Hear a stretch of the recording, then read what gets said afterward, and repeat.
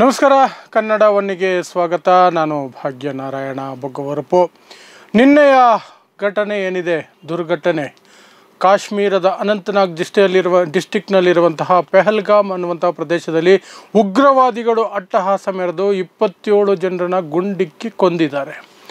ಆ ವಿಚಾರವಾಗಿ ನಾನು 4 ವಿಡಿಯೋಗಳನ್ನು ಮಾಡಿದ್ದೀನಿ. ಅದರ ಭಾಗದ 2ನೇ ವಿಡಿಯೋ ಇದು. ಯಾಕೆ 4 ವಿಡಿಯೋ ಮಾಡಿದ್ದೀನಿ ಅಂದರೆ, ಪ್ರತಿಯೊಂದು ವಿಚಾರವನ್ನು ಪ್ರತ್ಯೇಕವಾಗಿ ಪ್ರಸ್ತಾಪಿಸಿ ಅದರ ವಿಶ್ಲೇಷಣೆಯನ್ನು ಮಾಡಿದ್ದೀನಿ.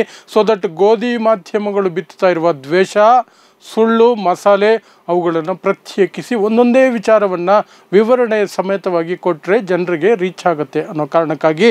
ಹಾಗಾಗಿ ಈ ವಿಡಿಯೋದಲ್ಲಿ ಏನು ಮಾತಾಡ್ತಿದ್ದೀವಿ ಅಂದರೆ, ಹಿಂದೂಗಳನ್ನೇ ಹುಡುಕಿ ಹಿಂದೂಗಳನ್ನು ಮಾತ್ರನೇ ಕೊಂದಿದ್ದಾರೆ.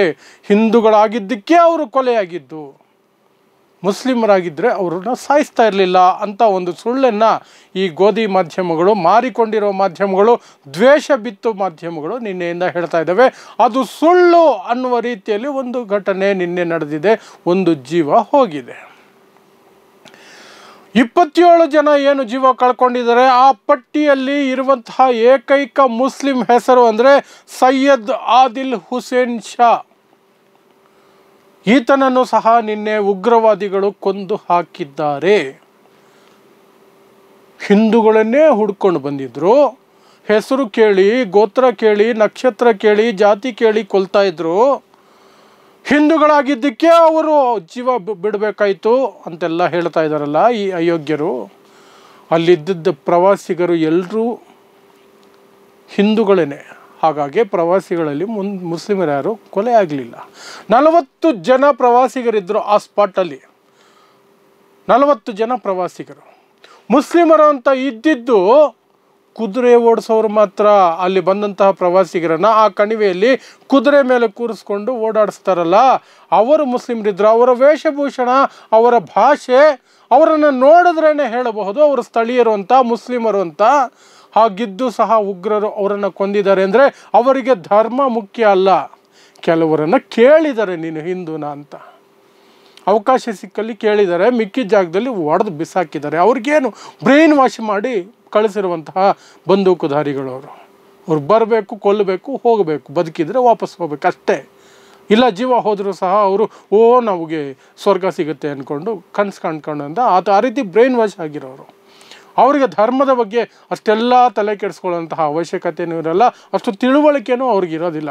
ಹಾಗಾಗಿ ಸೈಯದ್ ಆದಿಲ್ ಹುಸೇನ್ ಶಾ ನಿನ್ನೆ ನಾನು ಹೇಳ್ತೀನಿ ಪ್ರಾಣತ್ಯಾಗ ಮಾಡಿರೋದು ಅಂತ. ಯಾಕೆ ಅಂದರೆ, ಆತನನ್ನು ಕೊಲ್ಲುವಂತಹ ಸನ್ನಿವೇಶವನ್ನು ಆತನೇ ಸೃಷ್ಟಿ ಮಾಡ್ಕೊಳ್ತಾನೆ. ಯಾಕೆ?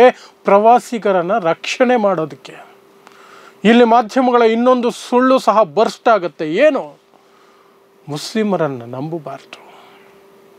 ಚಕ್ರವರ್ತಿ ಸೂಲಿಬೆಲೆ, ಸೋಕಾಲ್ಡ್ ಚಿಂತಕ, ಹಸಿ ಸುಳ್ಳುಕೋರ, ಬಾಡಿಗೆ ಭಾಷಣಕಾರ, ಮೋದಿಯ ಗುಲಾಮಗಿರಿಯಲ್ಲಿ ಅದರಲ್ಲಿ ಅನ್ನ ತಿನ್ನುವವನು, ಮೋದಿನ ಹೊಗಳೋಕೆ ಅಂತ ದುಡ್ಡು ತಗೊಳ್ಳೋನು ಚಕ್ರವರ್ತಿ ಸೂಲಿಬೆಲೆ ಅನ್ನುವಂತಹ ಅಯೋಗ್ಯ ಹೇಳ್ತಾನೆ ಮುಸ್ಲಿಮರು ನಂಬಿಕೆಗೆ ಅರ್ಹರಲ್ಲ ಅನ್ನೋದಕ್ಕೆ ಇದು ಒಂದು ಘಟನೆ ಅಂತೆ. ಅಯ್ಯ, ನಿನ್ನ ಯೋಗ್ಯತೆಗಷ್ಟು ಬೆಂಕಿ ಹಾಕ. ನಿನ್ನ ಜೊತೆಯಲ್ಲೇ ಬದುಕುವಂತಹ ಜನರನ್ನೇ ಜಾತಿ ಹೆಸರಿನಲ್ಲಿ ದೇವಸ್ಥಾನಕ್ಕೆ ಬರಬೇಡ, ನೀರು ಕುಡಿಬೇಡ, ಶಾಲೆಗೆ ಬರಬೇಡ ಅಂತ ಶತಮಾನಗಳಿಂದ ಶೋಷಣೆ ಮಾಡಿದ್ದನ್ನು ಆ ಜನರನ್ನು ನಂಬಬೇಕಾ? ಈ ಜನರನ್ನು ನಂಬಬೇಕಾ? ಯೋಚನೆ ಮಾಡಿ. ಯಾರನ್ನು ನಂಬೋ ಅವಶ್ಯಕತೆ ಇಲ್ಲ. ಎಲ್ಲ ಸನ್ನಿವೇಶಗಳಿಗೆ ಆಧಾರವಾಗಿ ಅಷ್ಟೇ. ಆದರೆ ಇವನು ಹೇಳ್ತಾನಲ್ಲ ಹಿಂದುತ್ವ ಅಂತ, ಅದರಲ್ಲಿರುವಷ್ಟು ಭೇದ ಭಾವ ಬೇರೆ ಯಾರಲ್ಲೂ ಇಲ್ಲ.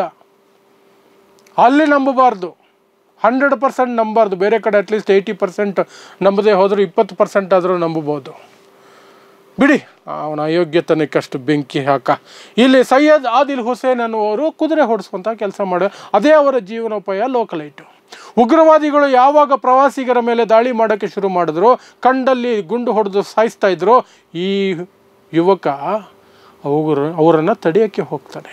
ಅತಿಥಿಗಳ ನಮಗೆ ಅವರು, ಈ ಪ್ರವಾಸಿಗಳು ನಮಗೆ ಅತಿಥಿಗಳು, ಇವರನ್ನು ಕೊಲ್ಲೋದು ತಪ್ಪು ಅಂತ ಬುದ್ಧಿ ಹೇಳೋಕ್ಕೆ ಹೋಗ್ತಾನೆ.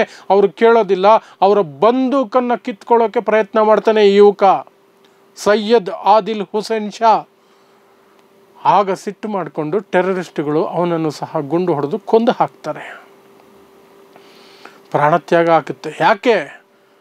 ಇವ್ರ ಪ್ರಕಾರ ಹಿಂದೂ ಪ್ರವಾಸಿಗರು, ನಾನು ಕರೀತಾ ಇಲ್ಲ, ಪ್ರವಾಸಿಗರು ಅಂದರೆ ಪ್ರವಾಸಿಗರು, ಭಾರತೀಯರು ಅಂದರೆ ಭಾರತೀಯರು, ಹಿಂದೂ ಭಾರತೀಯರು, ಹಿಂದೂ ಪ್ರವಾಸಿಗಳು, ಹಿಂದೂ ಮುಸ್ಲಿಂ ಪ್ರವಾಸಿಗರು, ಮುಸ್ಲಿಂ ಪ್ರವಾಸಿಗರು ಎಲ್ಲ ಇವ್ರ ಕಂತ್ರಿ ಕೆಲಸಗಳು, ಈ ಮಾಧ್ಯಮಗಳು ಮತ್ತು BJP ಸಂಘ ಪರಿವಾರದಂತಹ ಅವರು ಮಾಡೋ ಕೆಲಸ ಅದಲ್ಲ. ಪ್ರವಾಸಿಗಳಿಗೆ ಗುಂಡು ಹೊಡಿಬೇಕಾದ್ರೆ ಅವರ ಪ್ರಾಣ ರಕ್ಷಣೆ ಮಾಡಬೇಕು ಅನ್ನೋ ಪ್ರಯತ್ನದಲ್ಲಿ ಈತ ತನ್ನ ಪ್ರಾಣವನ್ನು ಕಳ್ಕೊಳ್ತಾನೆ. ಅವ್ರ ಕುಟುಂಬನ ಇವತ್ತು ಮಾತಾಡಿಸ್ತಿದ್ರು ಮೀಡಿಯಾದವರು, ಕೆಲವು ಮೀಡಿಯಾ ಮಾತ್ರ. ಬೇರೆ ಮೀಡಿಯಾಗಳು ಇದ್ರ ಬಗ್ಗೆ ಈತನ ಹೆಸರೇ ಹೇಳ್ತಾ ಇಲ್ಲ ಬಿಡಿ, ಬಾಯಿ ಹೊರಳೋದಿಲ್ಲ ಇವರಿಗೆ. ಯಾಕಂದರೆ ಇವರು ಸುಳ್ಳು ಇವರಿಗೆ ಬರ್ಸ್ಟ್ ಆಗ್ಬಿಡುತ್ತಲ್ಲ, ಹಿಂದೂಗಳನ್ನ ಅಟ್ಯಾಕು, ಹಿಂದೂಗಳ ನರಮೇಧ ಅಂತೆಲ್ಲ ಕತೆ ಕಟ್ತಾ ಇದ್ದಾರಲ್ಲ ನಿನ್ನೆಯಿಂದ, ಅದು ಬರ್ಸ್ಟ್ ಆಗ್ಬಿಡುತ್ತಲ್ಲ ಮುಸ್ಲಿಂ ಹೆಸರು ಹೇಳಿದ್ರೆ. ಕೆಲವರು ಹೋಗೋ ಪ್ರಯತ್ನ ಮಾಡಿದ್ದಾರೆ, ಅವ್ರಿಗೆ ಹೇಳ್ತಾರೆ ತಂದೆ ತಾಯಿ ಪಾಪ ಆತ ಒಬ್ಬನೇ ನಮಗೆ ಅನ್ನ ಸಂಪಾದನೆ ಮಾಡಿಕೊಡ್ತಾ ಇದ್ದಂತಹ ಏಕೈಕ ವ್ಯಕ್ತಿ ಇಡೀ ಕುಟುಂಬಕ್ಕೆ, ಅವನೇ ಇಲ್ಲ ಈಗ. ಅವನು ಸಂಪಾದನೆ ಮಾಡಿದ್ರೆ ನಾವು ಊಟ ಮಾಡ್ತಿದ್ವಿ, ಅವನನ್ನೇ ಕಳ್ಕೊಂಡಿದ್ದೀವಿ. ಅಂತಹ ಸನ್ನಿವೇಶದಲ್ಲಿ ತಾನೇ ಸೋಲ್ ಬ್ರೆಡ್ ವಿನ್ನರ್ ಆಗಿದ್ದು ಸಹ ಈ ಸೈಯದ್ ಆದಿಲ್ ಹುಸೇನ್ ಶಾ ತನ್ನ ಪ್ರಾಣವನ್ನು ಲೆಕ್ಕಿಸದೆ ಪ್ರವಾಸಿಗರನ್ನು ರಕ್ಷಣೆ ಮಾಡೋ ಪ್ರಯತ್ನ ಮಾಡ್ತಾರೆ. ಕೇವಲ ಈ ಒಂದು ವ್ಯಕ್ತಿನೇ ಅಲ್ಲ, ಅಲ್ಲಿದ್ದಂತಹ ಲೋಕಲ್ಸ್.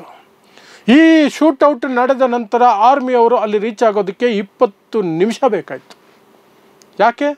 ಮೊದಲನೇ ವಿಡಿಯೋಲಿ ಹೇಳಿದ್ದೀನಿ ನೋಡಿ.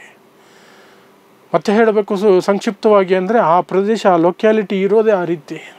ಅಲ್ಲಿಗೆ ಯಾವ ಬಸ್ಸು, ಕಾರು, ಜೀಪು ಏನೂ ಬರೋಕ್ಕಾಗಲ್ಲ. ಅಲ್ಲಿಗೆ ರೀಚ್ ಆಗೋದಕ್ಕೆ 2 ಮಾರ್ಗ ಇರೋದು. ಒಂದು ಕಾಲ್ನಡಿಗೆಯಲ್ಲಿ ಬರಬೇಕು, ಇಲ್ಲ ಕುದುರೆ ಮೇಲೆ ಬರಬೇಕು, ಅಷ್ಟೇ, ಬೇರೆ ಮಾರ್ಗನೇ ಇಲ್ಲ. ಅಂತಹ ಜಾಗದಲ್ಲಿಯೂ ಸಹ ಶೂಟೌಟ್ ನಡೆದ ತಕ್ಷಣವೇ ಅಲ್ಲಿಗೆ ಬಂದಂತಹ ಸ್ಥಳೀಯರು ಗಾಯಾಳುಗಳನ್ನು ಆಸ್ಪತ್ರೆಗೆ, ಆರ್ಮಿಗಿಂತ ಬರೋದಕ್ಕಿಂತ ಮೊದಲೇ ಸೇರಿಸಿದ್ರು ಲೋಕಲ್ ಆಸ್ಪತ್ರೆಗೆ. ಆರ್ಮಿ ಬಂದ ಮೇಲೆ ಅವರನ್ನು ದೊಡ್ಡ ಆಸ್ಪತ್ರೆಗೆ ಶಿಫ್ಟ್ ಮಾಡಿದ್ದು. ಗಾಯಾಳುಗಳು ಗಾಬರಿಗೊಂಡಿದ್ದವ್ರನ್ನ ಸಮಾಧಾನ ಮಾಡಿ, ಮಹಿಳೆಯರನ್ನ, ಮಕ್ಕಳನ್ನು ಅವರಿಗೆ ನೀರು ಕೊಟ್ಟು, ತಿಂಡಿ ಕೊಟ್ಟು, ಅವರನ್ನು ಕೂರಿಸ್ಕೊಂಡು ಅವರಿಗೆ ಧೈರ್ಯ ಹೇಳ್ತಾ ಇದ್ದಿದ್ದು ಲೋಕಲೈಟ್ಸ್, ಎಲ್ಲ ಮುಸ್ಲಿಮ್ಸ್, ಕಾಶ್ಮೀರಿ ಮುಸ್ಲಿಮರು. ಆದರೆ ಇವರು ದ್ವೇಷ ಬಿತ್ತೋದಕ್ಕೆ ಹಿಂದೂ ಮುಸ್ಲಿಂ ಉಗ್ರ ಚಟುವಟಿಕೆಗಳಿಗೂ ಸಹ ಹಿಂದೂ ಮುಸ್ಲಿಂ, ಉಗ್ರರ ನರಮೇಧಕ್ಕೂ ಸಹ ಹಿಂದೂ ಮುಸ್ಲಿಂ ಕತೆ ಇವರಿಗೆ, ಹಿಂದೂ ಮುಸ್ಲಿಂ ಕತೆ ಇವ್ರ ಯೋಗ್ಯತೆಗಷ್ಟು. ಸೊ ಇದು ಸೈಯದ್ ಆದಿಲ್ ಹುಸೇನ್ ಶಾ ಅನ್ನುವಂತಹ ವ್ಯಕ್ತಿ, ಇವರು ಕರೆಯುವಂತಹ ಹಿಂದೂ ಪ್ರವಾಸಿಗರ ಜೀವ ರಕ್ಷಣೆಗೆ ತನ್ನ ಪ್ರಾಣವನ್ನು ತ್ಯಾಗ ಮಾಡಿದ ಘಟನೆ ನಿನ್ನೆ. ಸೊ ಇದು ಒಂದಷ್ಟು ಕ್ಲಾರಿಟಿಯನ್ನು ನಿಮಗೆ ಕೊಡುತ್ತೆ. ಮಾಧ್ಯಮಗಳು ಬಿತ್ತೋ ವಿಷಯದ ಮಧ್ಯೆ ಅಂತ ನಾನು ಇದನ್ನು ಸಪ್ರೇಟಾಗಿ ವಿಡಿಯೋ ಮಾಡಿದ್ದೀನಿ. ಇನ್ನು ಬೇರೆ ವಿಚಾರಗಳಿಗೆ ಇನ್ನೂ 3 ವಿಡಿಯೋ, ನಾನು ಮೊದಲೇ ಹೇಳ್ದಂಗೆ ಇನ್ನೂ 3 ವಿಡಿಯೋ ಮಾಡಿದ್ದೀನಿ. ದಯವಿಟ್ಟು 4 ವಿಡಿಯೋ ನೋಡಿ, ಆಗ ನಿಮಗೆ ಸಂಪೂರ್ಣ ಚಿತ್ರಣ ಅರ್ಥ ಆಗುತ್ತೆ. ನೋಡ್ತಾ ಇರಿ ಸಮಾಜಕ್ಕಾಗಿ ಕನ್ನಡ 1 ನ್ಯೂಸ್. ನಮಸ್ಕಾರ.